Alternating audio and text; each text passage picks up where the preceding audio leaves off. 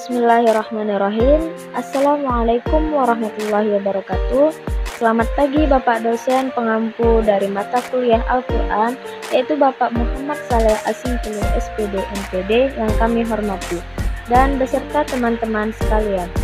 Di video kali ini kami akan menjelaskan sedikit dari hasil diskusi kami yang berjudul Sains dan Teknologi dalam Al-Quran, yang disampaikan oleh Husnul Adinda Arisanti, Maulida Rahma, dan Putri Nirwana Saraji. Pengertian sains dan teknologi.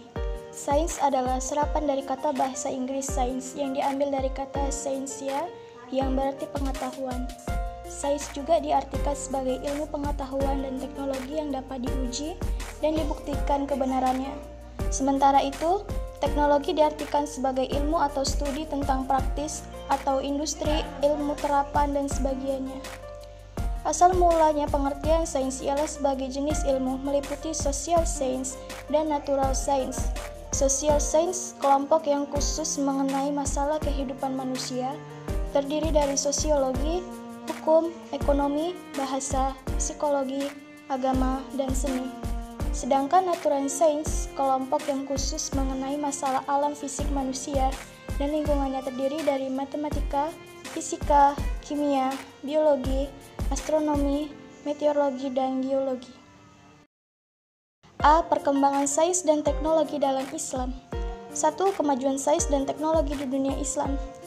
Dari abad ke-9 hingga abad ke-15, kaum muslimin merupakan pemimpin kaum intelektual di bidang sains dan teknologi. Perkembangan pengetahuan pada masa itu meliputi ilmu kimia, fisika, astronomi, kedokteran, dan farmasi. 2. Yaitu kemunduran sains dan teknologi di dunia Islam. Faktor-faktor penyebab kemunduran dan stagnasi sains dan teknologi saat ini yaitu terletak pada umat Islam sendiri. Dengan kata lain, dalam 7 abad pertama, sejarah umat Islam dapat dibanggakan perkembangan sains dan teknologi dari umat Islam. Ada beberapa hal yang mungkin menjadi sebab kemunduran atau kesuraman sains dan teknologi Islam pada masa sekarang ini. Generasi berikutnya merasa cepat puas terhadap hasil dari ilmuwan-ilmuwan terdahulu tanpa berusaha menciptakan inovasi baru, dan para pengusaha di negara-negara Islam kurang mendukung. B. Sains dan teknologi dalam perspektif Al-Quran.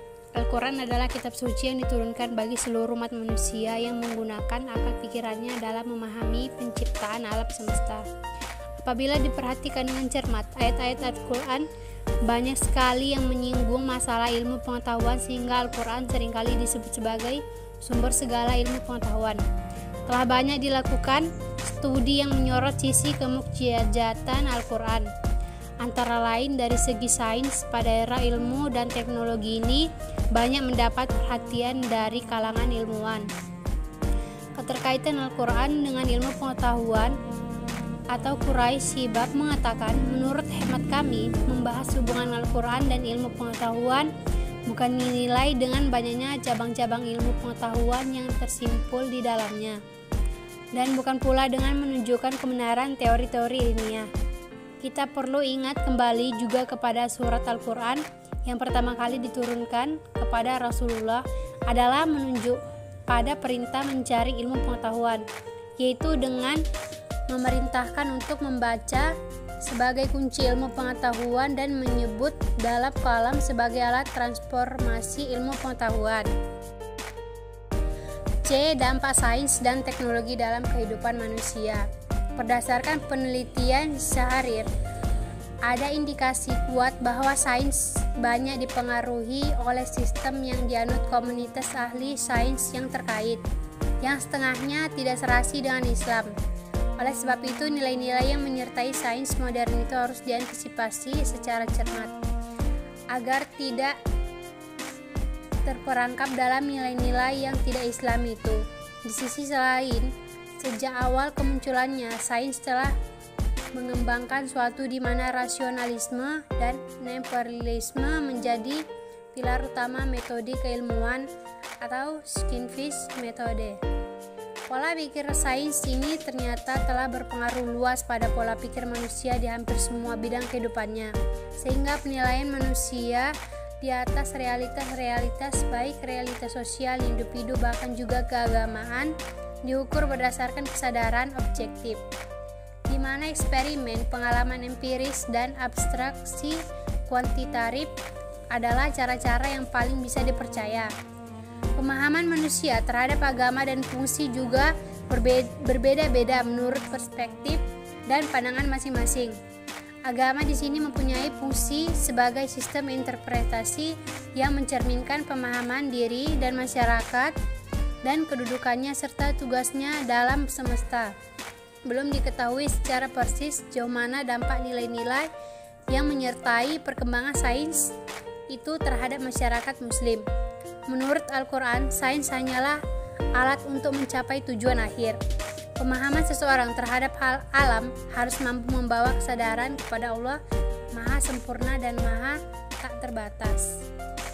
Dan kesimpulannya yaitu Al-Quran jelas mendukung bahkan memerintahkan dengan tegas kepada manusia agar selalu mengembangkan pola pikirnya untuk berinovasi terhadap alam yang sudah disediakan oleh Allah yang Maha Pencipta sebagai objeknya, sehingga menghasilkan sains dan teknologi yang tepat guna bagi kesejahteraan hidup manusia di dunia, sebagai bekal beribadah kepada Allah untuk mencapai kebahagiaan di akhirat kelak.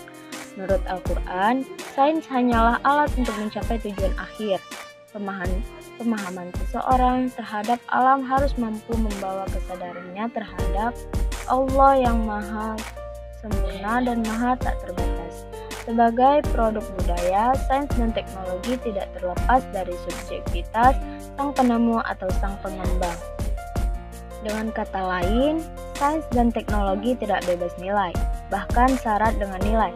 Oleh karena itu, perkembangan sains dan teknologi tentu akan memberikan dampak yang positif sekaligus yang negatif, tergantung bagaimana cara dan apa tujuan manusia dalam menciptakan dan mengembangkannya. Manusia yang diberi amanah oleh Allah sebagai khalifah di muka bumi ini harus pandai-pandai memanfaatkan kemajuan sains dan teknologi agar tidak terjebak justru manusialah yang akan diperbudak oleh kemajuan sains dan teknologi. Bagi umat muslim, sungguh pun belum mampu menciptakan epistemologi alternatifnya. Demikianlah hasil dari pemaparan makalah kami, semoga bermanfaat bagi kita semua. Jika masih banyak kekurangan dan salah kata dari pemaparan tersebut, kami mohon maaf, kepada Allah kami mohon ampun. Terima kasih. Wassalamualaikum warahmatullahi wabarakatuh.